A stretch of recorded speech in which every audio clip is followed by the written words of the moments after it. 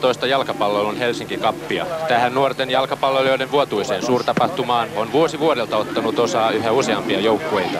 Tapahtuma kilpaileekin suuruudessaan tasapäisesti Ruotsin ja Norjan vastaavien turnausten kanssa, ollen yksi 3 maailman suurimmasta jalkapallotapahtumasta. Tänä vuonna erityistä lisähohtoa taisteluille kentällä tuovat juuri päättyneet jalkapallon MM-kisat. Mä oon Maradona, mä oon Elkjär ja niin edelleen ovat tuttuja kommentteja pelaajien peippaillessa pääkaupungin nurmilla. Mukana maanantaina alkaneissa kamppailuissa oli yli 450 joukkuetta, kaiken kaikkiaan 10 000 nuorta jalkapalloilijaa 10 eri maasta, kaukaisimmat Brasiliasta, Filippiineiltä ja Taiwanista. Otteluja on pelattu 1200 ja niissä on ollut tuomitsemassa komppaniallinen erotuomareita yhteensä miltei 100. Kaikki Suomen palloliiton kouluttamia hyväksymiä. Järjestäjät Suomen palloliitto, sen Helsingin piiri, Käpylän Pallo ja FC Honka odottavat paikalle noin 7000 katsojaa. Ilma on utuisen aurinkoinen ja lämmin, joten tavoite varmaan jälleen toteutuu. Tänään on jäljellä 10 loppuottelua eri ikäluokissa, 3 tyttöjen 7 poikien sarjassa. Aloitamme 9-vuotiaiden poikien loppuottelun. Sinä olet kapteeni Ilveksen joukkueessa. Minkälainen sun roolisi ja vastuunalainen tehtävä kapteenina on? No siinä on jotain erityishommia tarvitsee tehdä ja ei se niin erityisesti tarvitse jotain tuomarin kanssa ja semmoisia pieniä. Minkälainen henki teidän joukkueella on? Se on tosi mahtava. Joudutko itse luomaan sitä henkeä joskus? No ei, kyllä se kaikki luo. No ennen kuin päästetään toi Jupperien kapteeni tähän mukaan juttelemaan, niin kerro teidän tämän pelin loppuottelun taktiikkaa. No se on sellainen, että nopeille hyökkäjille piikkejä ja raudalluja puolustus. No, nyt otetaan sitten mukaan Jupperien kapteeni. Tunnetteko te ennalta toinen toisianne? No kyllä me tavattiin tuolla viime Hesakapissa. No minkälainen tämä Ilves on vastustajana Juppereille? Kyllä meillä on ihan hyvät saamat voittaa se. Me voitettiin viime Hesakapissa 1-0. Sitten lähdetään. Onko kova jengi vastassa kuitenkin? Joo. Mitä sanot Juppereista? Minkälainen porukka Jupperi on vastustajana? Kuuluu Suomen parhaimpiin kyllä ja on vähän kalavelkoja viime vuodesta, että kyllä on tsemppi päällä nyt. Näin kommentoivat 13-vuotiaat Tampereen Ilveksen ja Jupperin urheilijat 58 kipparit tulevaa otteluaan, joka juuri alkoi. Kyseessä on siis 13-vuotiaiden poikien ottelu ja katsellaanpa hieman joukkueiden kokoonpanoja. Ilves pelaa tässä koko keltaisissa. Ja Ilveksen kokoonpano maalissa numero 12 Teuvo Moilanen, numero 2 Mikko Sillanpää, 3 Arto Partanen, 5 Ari Lind, 6 Jussi Lampi, 8 Toni Quick, 9 Joni Lehtonen, 13 Sami Moisio, 14 Ari Nieminen, 16 Juha Hautamaa ja 20 Henri Olander. Ja Jupperin urheilijat 58 pelaa valkeissa housuissa ja vihreässä paidassa. Ja heillä maalissa numero 1 Alruus, 2 Kimmo Kruunlund, 3 Teemu Lepistö, 6 Markus Widbom, 7 Kalle Sallinen, 8 Pasi Kopra, 9 Miikka Meriheinä, 10 Jukka Tiilikainen, 11 Josi Kuivalainen, 16 Toni Nordgren ja 17 Jussi Sireen. Ottelun tuomitsee Ari Räsänen ja rajamiehinä Tuomo Fasta ja Arto Pulliainen. Ja näin on peli täydessä käynnissä.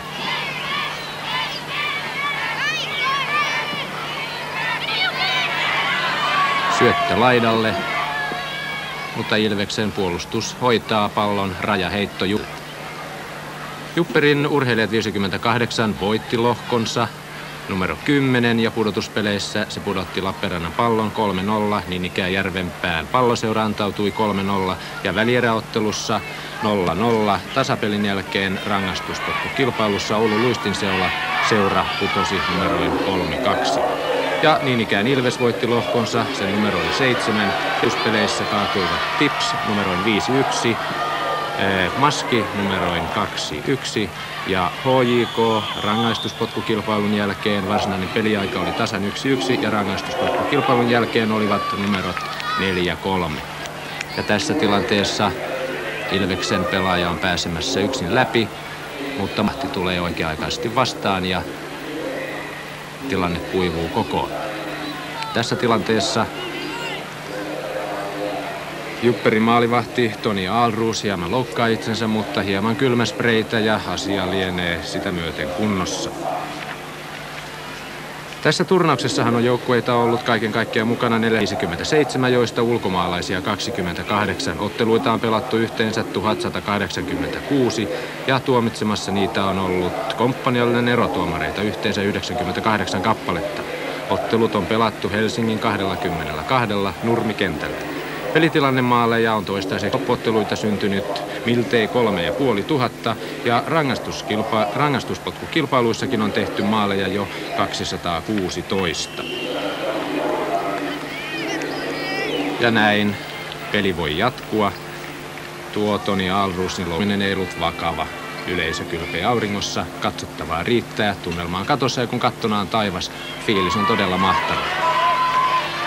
Ilves nousee ja pallo jupperilaispelaajasta yli päätyrajan ja näin on seurauksena kulmapotku.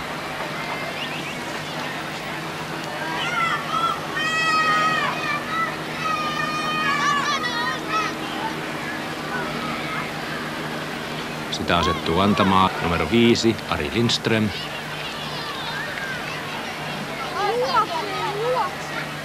Ja näin se lähtee.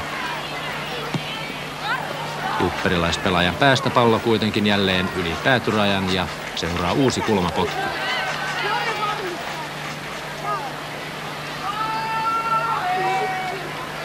Ja näin Ari Lindström koettaa lapikkaansa purevuutta uudemman kerran.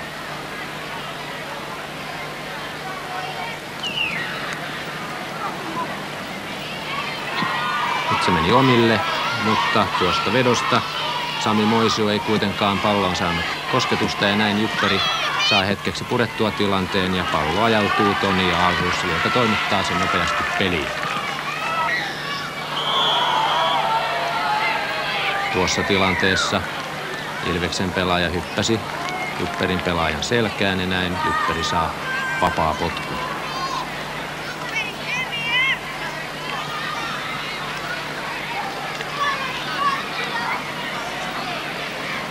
Se annetaan pitkänä ja hienosti pallo saadaan alas.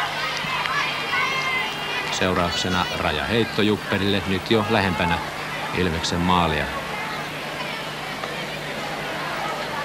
Vaihtopenkillä on tunnelma myös katossaan. Pitkä heitto ja uusi rajaheitto. Metri metriltä jupperilaiset lähestyvät Ilveksen maalia. Kiinni,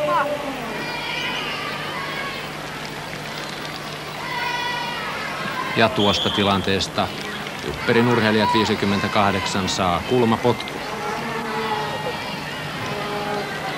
Kaikki kiinni. Nuissi. Ja sitä menee antamaan numero 9 Miikka Meriheinä. Miikkahan on vasenjalkainen ja saa nähdä minkälainen sivallus sieltä lapikkaasta tällä kertaa lähtee.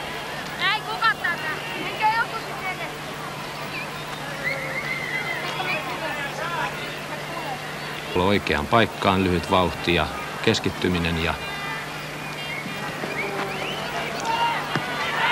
näin tuosta jatkotilanteesta numero 10 Jukka Tiilikainen pääsee jatkamaan pallon maaliin, aivan maalin ylänurkkaan ja maalivahti Teuvo Moilanen oli sijoittunut tuonne maalipuiden toiseen laitaan eikä kyennyt tuota puskua torjumaan. Näin 6 minuutin pelin jälkeen tilanne on Jupperin urheilijoiden hyväksi 1-0. Ja tässä tämä tilanne vielä uudestaan. Vasemmalla jalalla veto lähtee. Kauniissa kaaressa pallo lentää suoraan Jukka Tiilikaisen päähän, joka tuolta ikään kuin takaraivolla aivan maalin oikeaan ylänurkkaan. Tilanne siis 1-0. Ja nyt ollaan puolestaan Jupperin puolustusalueella.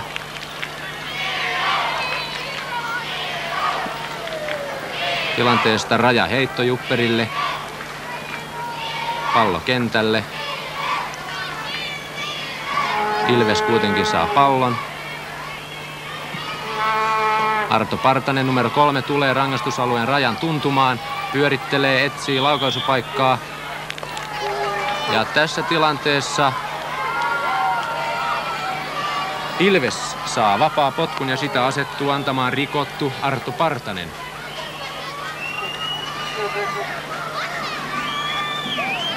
Pitkän vauhdin Arto ottaa toistakymmentä metriä. Ja näin lähtee veto. Pitkä roikku, joka menee maaliin. Jupperin maalivahti Toni Aalruus on varreltaan pieni eikä yltä tuohon. Ehkä hän hieman sormenpäitään saa väliin.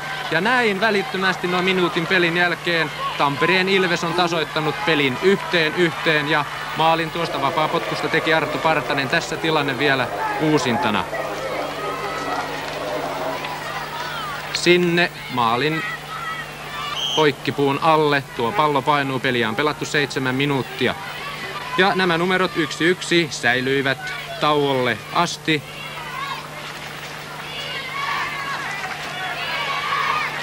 Ja nyt siirrymmekin sitten toiselle pelijaksolle sen 20 minuutin kohdalle tilanteen ollessa edelleen 1-1 yleisön paistatellessa päivää pallokentän helteessä.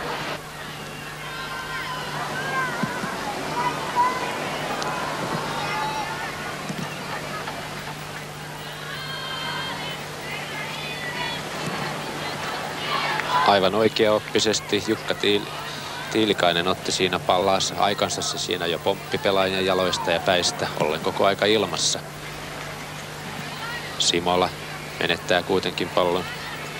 Jussi Lampi numero 6 taistelee siinä numero 14 Sami Simolan kanssa.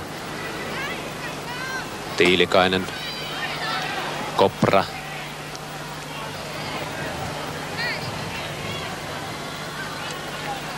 Tiilinen menettää kuitenkin pallon ja näin Ilves pääsee nopeaan vastahyökkäykseen. Laidalla Sami Moisio ei kuitenkaan saa palloa ja näin Jupperille rajaheitto. 17 minuuttia ensimmäistä pelijaksoa pelattu, tilanne 1-1.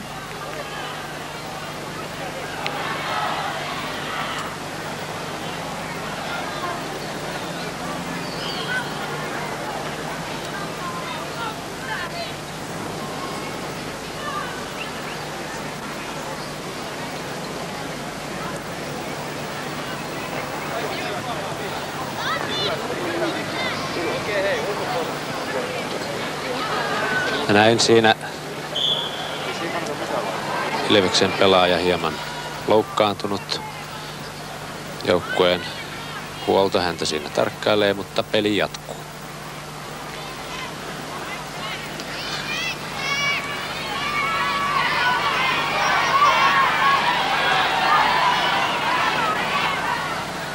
Meriheinä.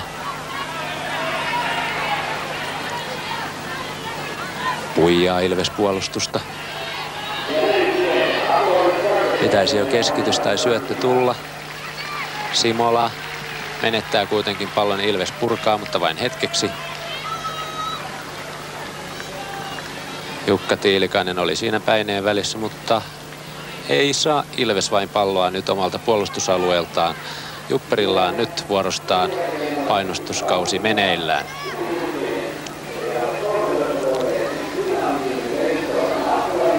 Lepistö ei heitäkään rajaheittoa. Tuleeko nyt mahdollisesti pitkä heitto? Kyllä, mutta Arto Partanen kookkaana pelaajana korjaa sen pallollaan. Ja näin Ilves on vastahyökkäyksessä, mutta tuosta ei kuitenkaan seurannut vaarallista tilannetta. Sami Moisio liukastui pallokentän turpeeseen.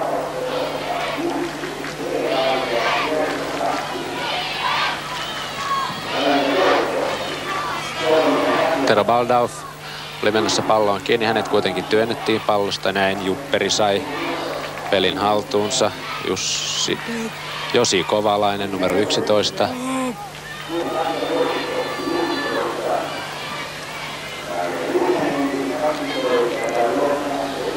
Janne Penttilän kantava rintapotku omalle hyökkäykselle ja kuin onnen kautta Moisio saakin pallon. Juha Hautamaa. Palloa enää takaisin Moisiolle. Arto Partanen sai pallon, mutta samassa tilanteessa Teemu Lepistöä rikotaan ja Jupperi saa vapaapotku. 20 minuuttia toista pelijaksoa pelattu. Tilanne edelleen 1-1. Nuo Jukka Tiilikaisen ja Arto Partasen maalit ensimmäisen puoliajan ensimmäisen 6 minuutin ajalta ovat ainoat maalit, mitä tässä ottelussa on tähän asti tehty. Josi Kovalainen syöttää pallon omilleen. Nyt ei todellakaan kummallakaan joukkueella olisi varaa roiskia tuota palloa. Pitäisi saada kuviot kulkemaan, pitää pallo maassa. Moisio saa pallon haltuun. Ja nyt oli keskikenttä jo lähempänä. Arto Partanen pääsee syöttämään siihen keskelle.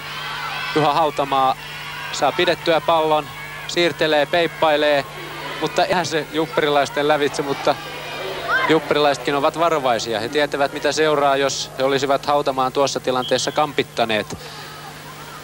Ja seuraa vaihto. Jupperista tulee kentälle numero 15. Ja kentän laidalle menee numero 3 Teemu Lepistö. Ja numero 15 on Niko Vikanti. Niko on siis otettu nyt tähän otteluun tuoreena voimana kentälle ja saa nähdä kuinka Niko onnistuu. Ratkaiseeko hän ottelun Jupperin hyväksi vai viekö Ilves tässä ottelussa pidemmän korren? Nythän jos tämä ottelu päättyy sen varsinaisella peliajalla tasapeliin, niin näemme yhden tässäkin turnauksessa keskustelua herättäneistä rangaistuspotkukilpailuista. Peliaikaa on kuitenkin jäljellä vielä 8 minuuttia ja mitä tahansa ehtii tapahtua siinä aikana. Tilanne tällä hetkellä kuitenkin vielä 1-1.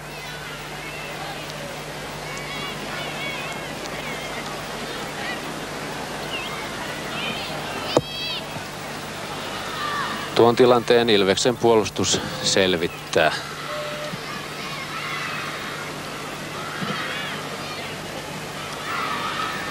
Sami Simola numero 14.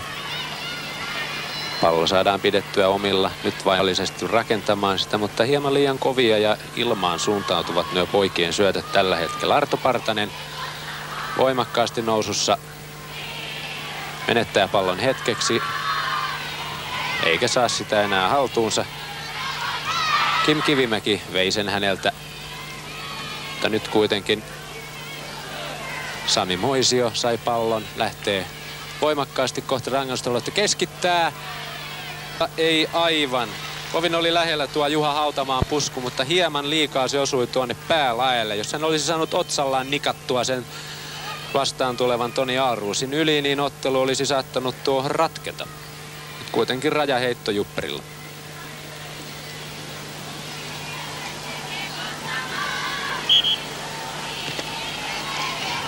Pallon saa Ilves, jolla on rajaheitto.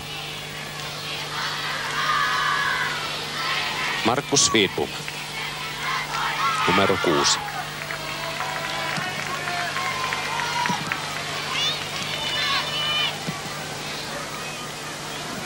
Jupperi purkaa. Pitkä pisto, halukkaat perään. Tämä tuntuu olevan Jupperin taktiikka. No, mikä siinä, jos maali näin saadaan aikaa, mutta tuntuu kuitenkin siltä, että aika saattaa loppua. Enää 6 minuuttia ottelua jäljellä ja tilanne edelleen kutkuttava 1-1.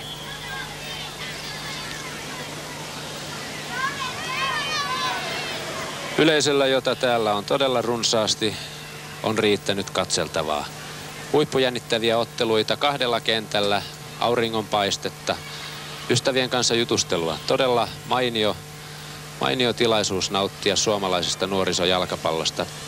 Mikäli teistä katsojista moni saattaa asua tässä lähistöllä ajo- tai kävelymatkan päässä, tänne kannattaa varmasti tehdä retki. Täällä on tunnelmaa.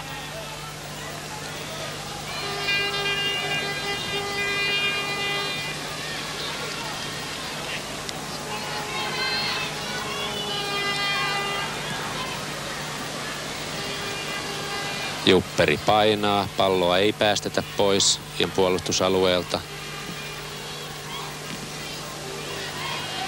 Arto Partanen, Ilveksen parhaita tässä ottelussa, sen kuitenkin toimittaa pois. Tero Baldaufin näppärä syöttö Jussi Lammelle, mutta Jupperin puolustus selvittää kuitenkin tämän tilanteen.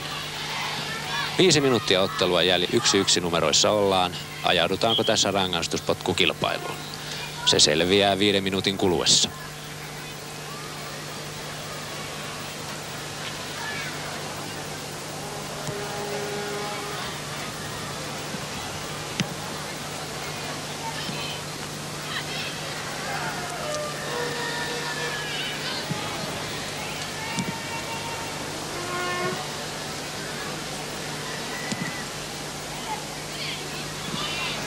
Ilveksen numero 3, Arto Partanen, on nyt selvästi noussut. Hän on joukkueensa kookkaimpia pelaajia. Ilmeisesti hänen lapikkaassaan on voimaa. Sitä hän on jo osoituksena yksi tehty maali, joka syntyi vapaapotkusta tuosta 25 paikkeilta.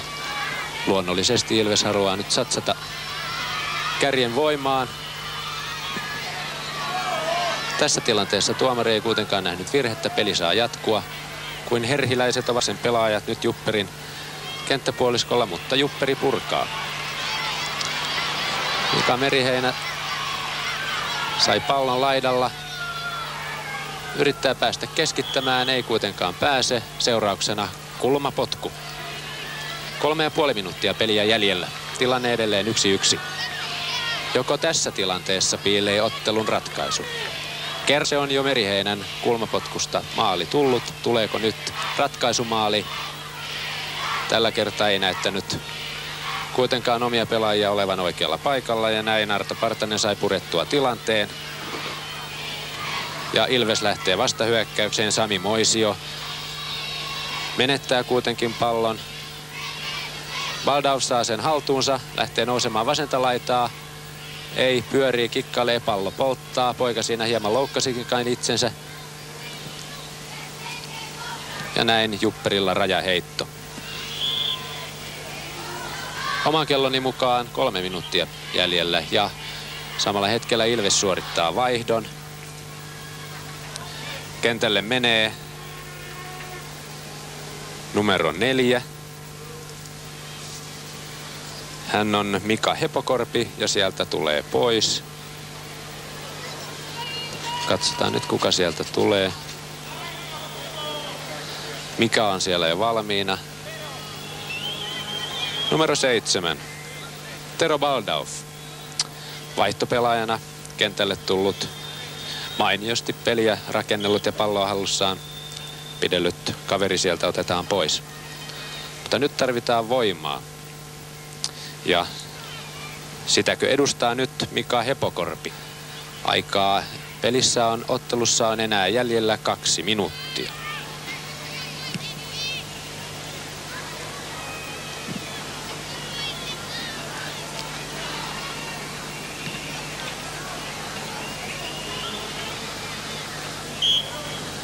Tuo pallo oli yli sivurajan, eli Jupperin rajaheitto.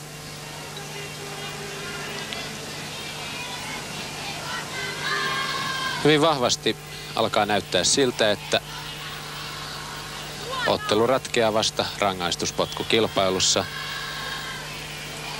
Enää minuutti on oman kelloni mukaan peliaikaa jäljellä. Ilveksen rajaheitto omalta alueeltaan. Arto Partanen on palloa hakemassa. Saa sen uudelleen. Tulee voimakkaan näköisenä, syöttää hyvin laitaan Sami Moisiolle, jolta pallo kuitenkin karkaa. Tuo oli luultavasti syötöksi tarkoitettu. Pallo kuitenkin Ilveksen hallussa. Moisio peippaa hyvin ja sieltä tulee keskitys. Mutta Jupperin puolustus torjuu tuon tilanteen. Partanen taistelemassa pallosta. Ei saa sitä haltuun. Jupperi purkaa tilanteen. Ja näin pallon saa Miikka Meriheinä, joka syöttää hyvin keskelle Pasi Kopralle, joka tuo palloa. Mutta hän ajautuu Ilveksen pelaajan jalkoihin, menettää pallon. Ja tilanteesta vapaa potku. Jupperin urheilijoille.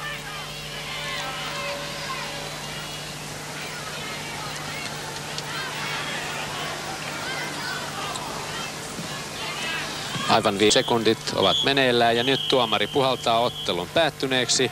Ja näin Tampereen Ilveksen ja Jupperin urheilijat 58 välinen 13-vuotiaiden poikien ottelu päättyi varsinaisella peliajalla tasapeliin 1-1. Ja näin joudummekin sitten rangaistuspotkukilpailuun.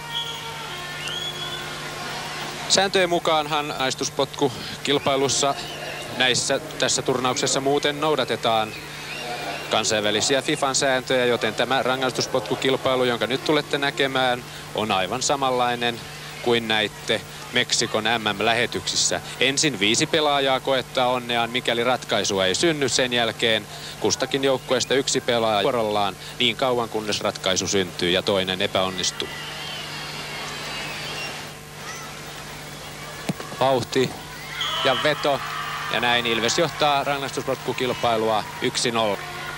Perin tarkka veto Arto Partaselta.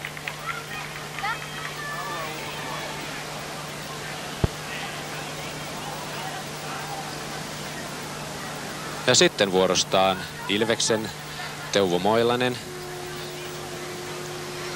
kävelee maalipuiden väliin ja Jupperin numero 9 Miikka Meriheinä ampuu Jupperin ensi rangaistuspotkun.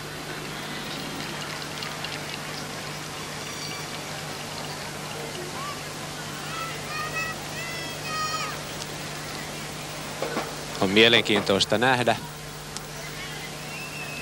mitä maalivahtien suuri kokoero vaikuttaa tähän rangaistuspotkukilpailuun. Nyt maalissa oleva Teuvo Moilanenhan on selvästi Jupperin ja kookkaampi ja näin Meriheinän veto sinne oikeaan ylänurkkaan. Vasenjalkainen Miikka Meriheinä ei erehtynyt.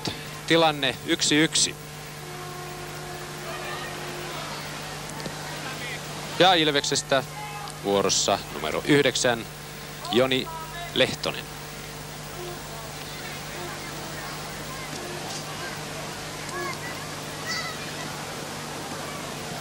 Toni Alrus valmiina. Lehtosen veto lähtee.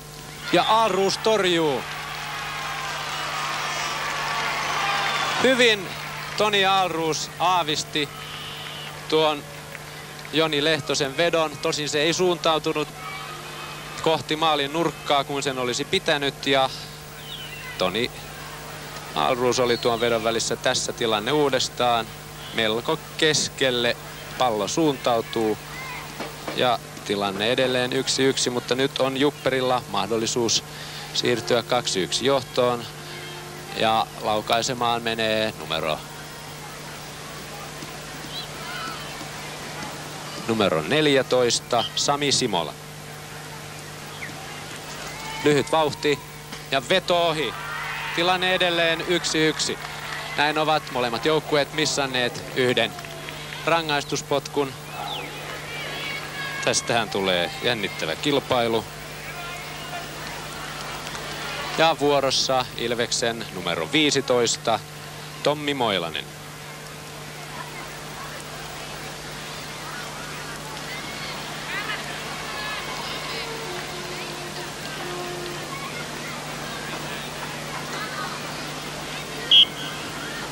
Keskittyminen.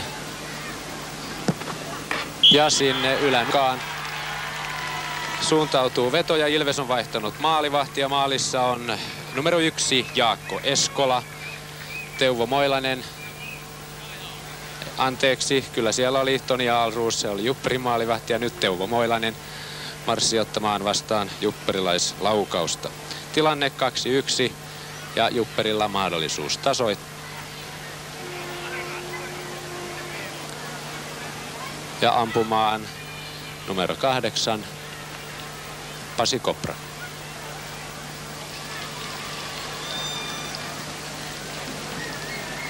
Tarkkaan hän asetteli pallon paikalleen. Keskittyminen, lyhyt vauhti, veto ja ohi. Ilves on siirtynyt tässä rangaistuspotkukilpailussa 2-1 johtoon, kun molemmista joukkueista 3 pelaajaa on ollut yrittämässä onneaan tässä. Tuo tolpan kautta ohisuuntautunut Pasi Kopran laukaus.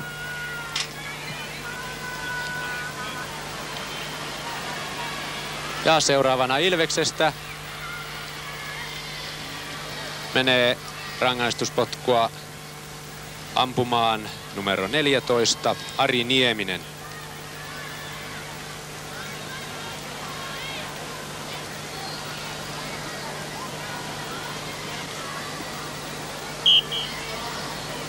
Kaksi siis Ilves johtaa, Niemisen veto. Ja siellä on, Ilves on siirtynyt 3-1 johtoon. Toki Jupla on nyt tasoitus, kavennusmahdollisuus kaventaa tämä rangaistuspotkukilpailu 3-2. Mikäli näin ei käy, on Tampereen Ilves voittanut tämän 13-vuotiaiden poikien Helsinki Cupin loppuottelun. Jupperilla laukaisuvuorossa numero 4 Kim Kivimäki. Onnistua täytyisi, muuten tulee takkiin lyhyt vauhti. Veto, mutta se suuntautuu ohi. Ja näin Tampereen Ilves on voittanut rangaistuspotkukilpailun 3-1. Varsinainen peliaika päättyi tasan 1-1.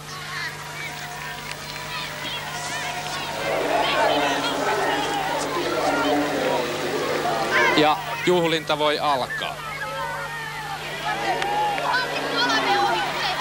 Jupperilaispelaajat ovat keskiympyrässä allapäin. On selvää, että tunti ensin uurastettiin, sitten tuo pirullisen kuuluisa rangaistuspotkukilpailu tuli ja ratkaisi koko ottelun muutamassa minuutissa. Mutta tällaista on urheilu ja näin tämänkin vuotisessa Helsinki Cupissa. 13-vuotiaiden mestari siis Tampereen Ilves. Ottelut täällä pallokentällä jatkuvat. Viimeinen ottelu alkaa tänään kello 16.15 päättyen noin 17.30. Me kuin lopettelemme